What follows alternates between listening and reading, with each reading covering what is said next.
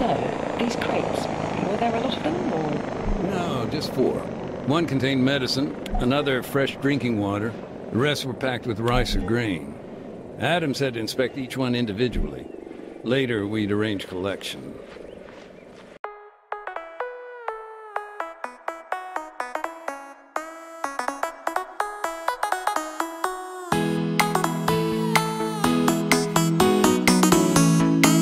Waiting, my editor. Where were we? Hey, you were asking about the guy, the one that went back there, the guy that, Ah, that's right. And did you know him well? No, not really. He worked maintenance on our trucks. He was employed by IDAP? No, nothing like that. I mean, he just helped us out a few times. Off-the-book stuff. Guy was a local mechanic. Family business type thing, you know? I see. I remember he had a place on the edge of town, not far from our setup. We'd chat from time to time. He's a nice guy, friendly.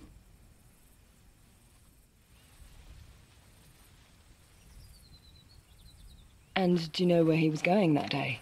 To the church. He was going to church? No, don't get me wrong. I mean, that place had been abandoned for almost a year. But he was looking for his brother. At the church? Yeah, there'd been reports of, pretty brutal firefight up there. He'd heard his brother might have been caught up in it. Sure, but... And I'm not quite clear on this. Was his brother still alive? Honestly, I don't know. I don't think he knew either. Seems like he was on his way to find out. So, his brother, he was in the army? Yes and no. It's complicated. You gotta remember it was pretty chaotic back then. Of course. Okay, let's back up a bit. Sure. What complicated the situation? Just the history of it all. His brother had been a recruit in the Alta's armed forces, boot camp, basic training, you know. Well, this is back when NATO was still keeping the peace. But after U.S. forces pulled out, apparently he deserted. Do you know why? No, just... I know they argued a lot about it.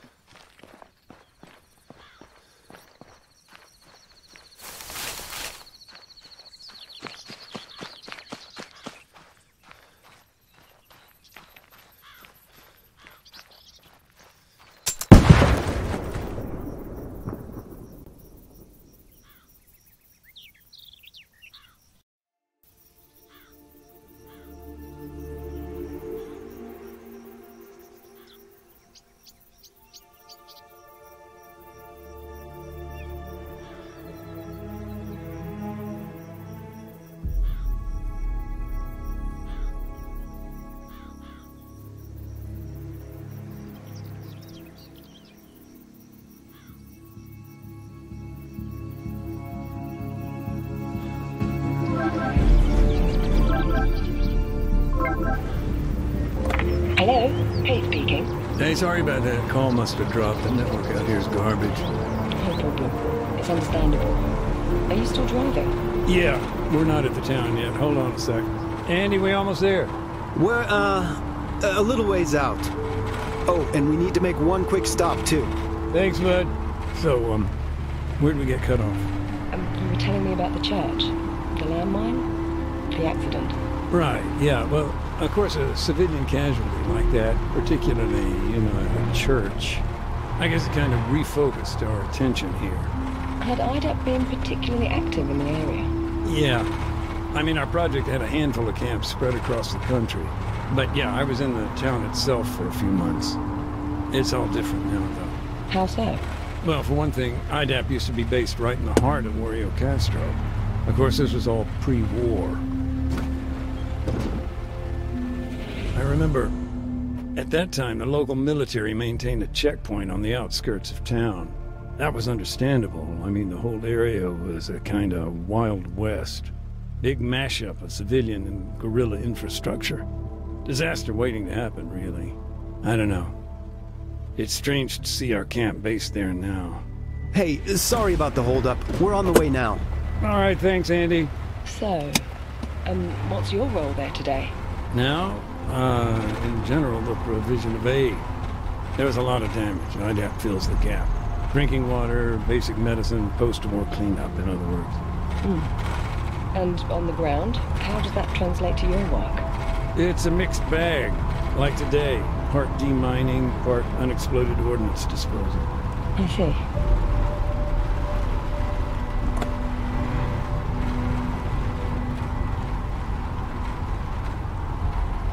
Heads up, Mac. Almost there.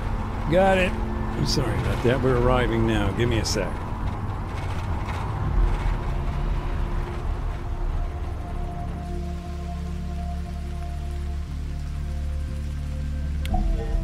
All right, Mac. That's your stuff all laid out here. Hold on just a sec, Kate. I need to get set up. Take your time.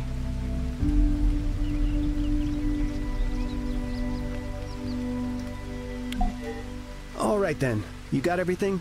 Detector working? You, remember how to switch it on, right? Yeah, I got it, Andy. Then you're all set. Thanks. So, for now, I'll just make a note of where the mines are. Yeah. Take it slow, Mac. We'll let the Bobcat do the heavy lifting later.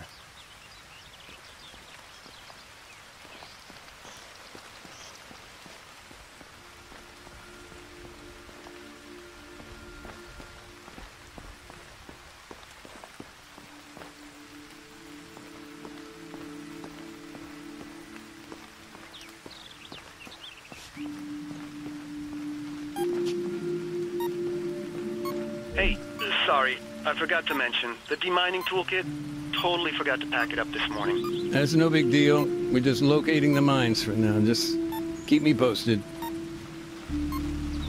Are you free to talk, Nathan? Sure. For now, I'm just sweeping the road for mines, getting a lay of the land, you know. The detector lets us see what we're dealing with here. I can work and chat.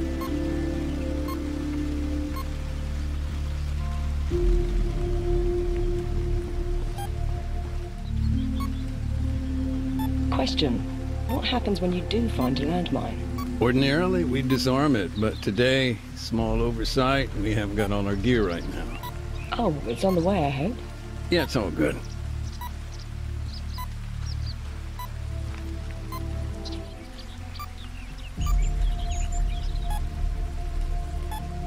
So, since the war's now over, has your own role changed at all? Yeah, I guess so. Now I'm almost entirely focused on EOD and UXO. And that's something you did in the military, too? Yeah. That's the thing about mines. War or not, win, lose, they don't go away.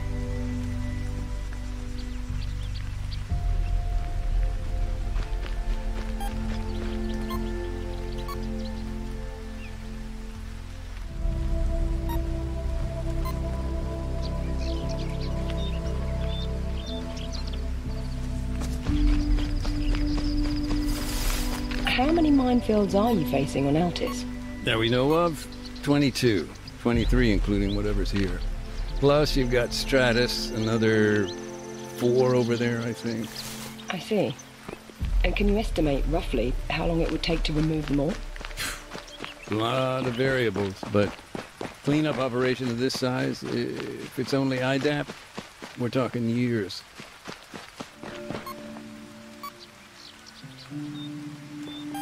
Do you ever get nervous? Yeah, but not when I'm working. It hits you after. Or before.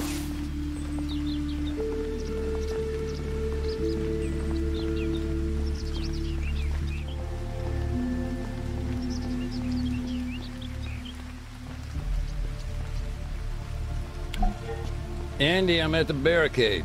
Cool, and the road? Yeah, that's what we thought. Dozen or so APs, nothing the old Bobcat can't handle.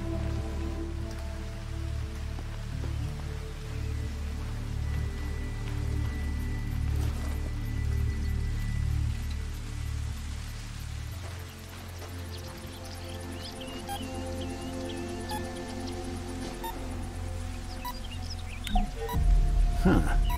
I got a blocked door here. Yep. NATO still hasn't gotten its ass into gear. I can make some calls, but, I'll come back later.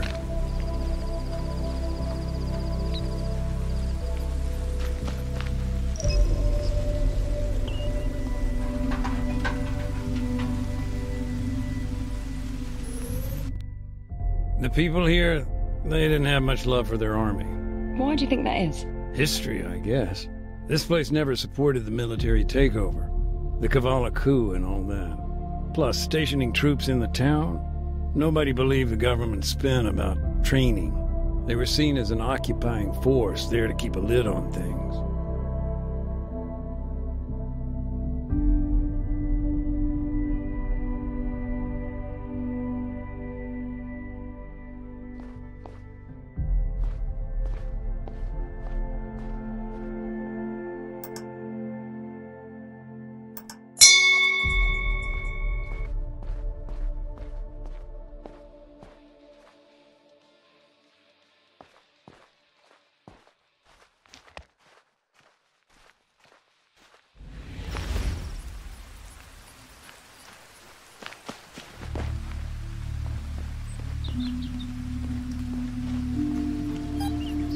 Hey, Andy.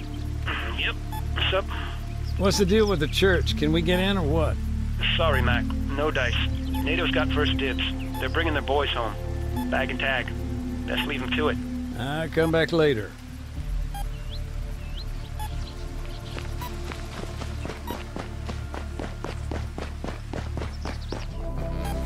Huh. Where a camp used to be. Anything left? Not much. Few memories, maybe.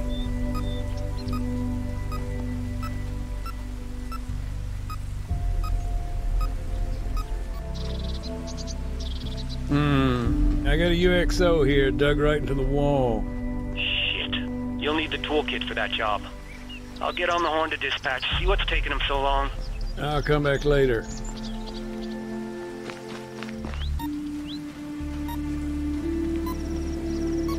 What a mess. Loose rubble everywhere. You up at the armory, Mac? We need to make a note to sort that shit out. Probably a whole bunch of ordnance lying around. I'll come back later.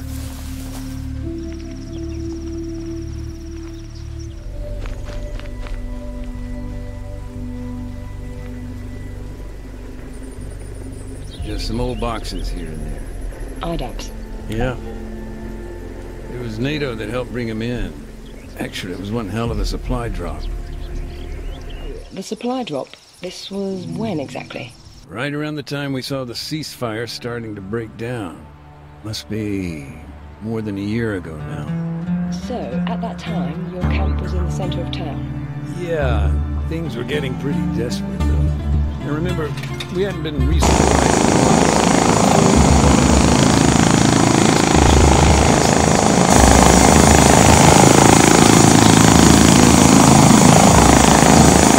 Those crates, they really were life and death. That's why we needed somebody on the ground. Someone to make sure they came down okay. And who was that?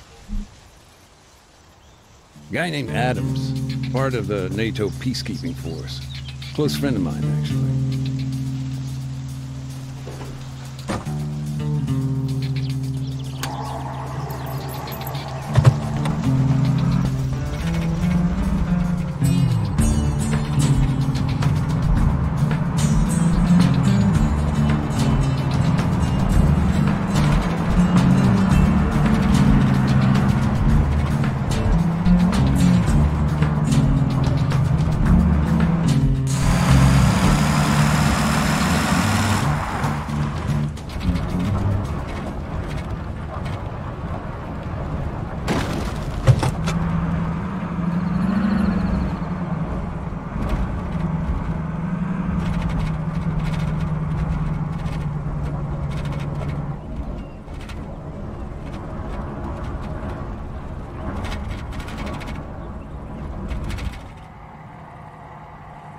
Southwest, his command had pointed out what they thought was a promising drop zone.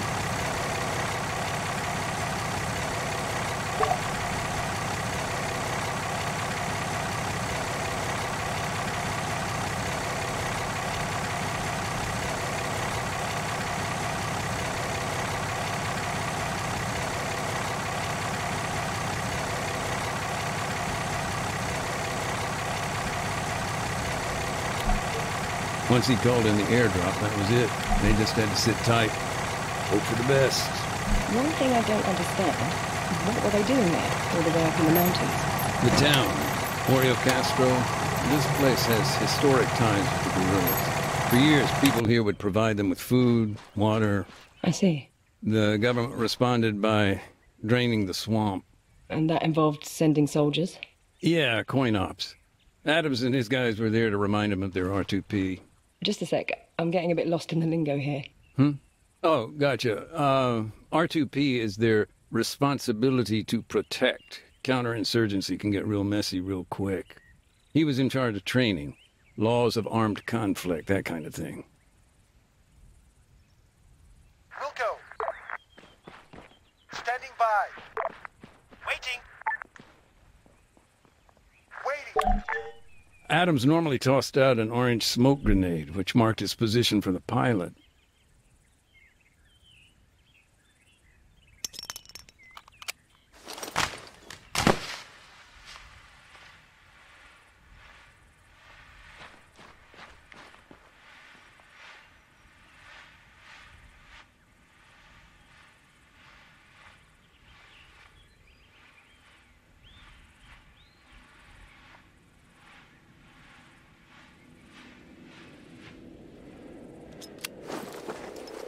Unknown contact. 600 meters northwest. Contact. Unknown contact. 600 meters northwest.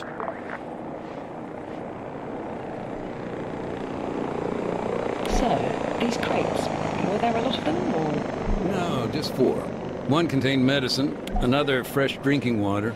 The rest were packed with rice or grain. Adams had to inspect each one individually. Later, we'd arrange collection. Understood. No can do. Ready. Solid gun. Ready. Standing by.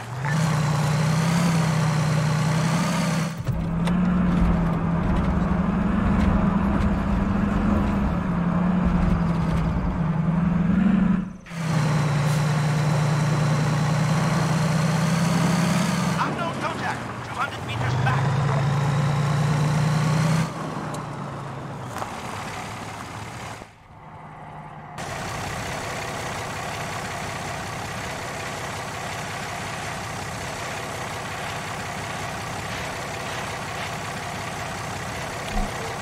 It wasn't uncommon for the sacks of grain to split on impact, but that time, we got lucky. We didn't lose a single one.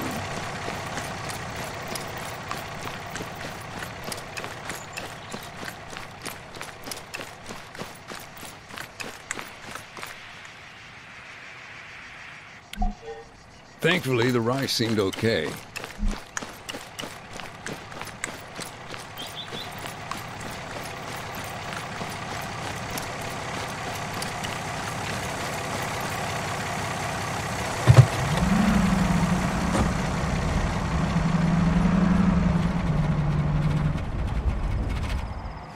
Yeah, they were fine. Now, the thing with airdrops, they're not exactly subtle.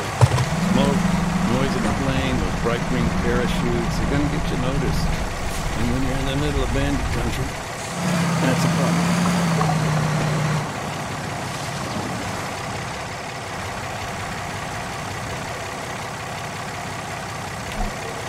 As I recall, the bottles of purified water were fine. I've been waiting on those for weeks. As for the crates, they still needed to be checked before anyone else arrived.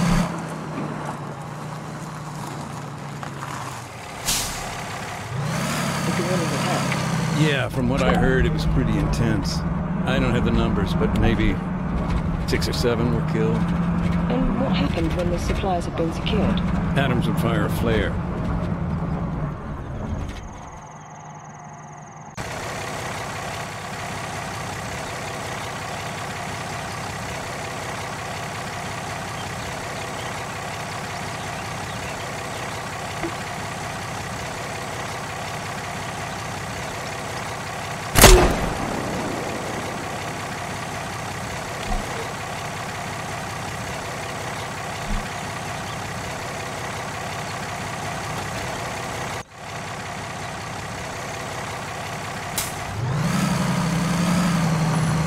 Back at the camp, of course, we'd heard all the gunfire, but that flare, when we spotted it, I don't know, felt like finding a moment of hope or something. Special. I can only imagine. And thanks for sharing. It puts a, I don't know, a human perspective on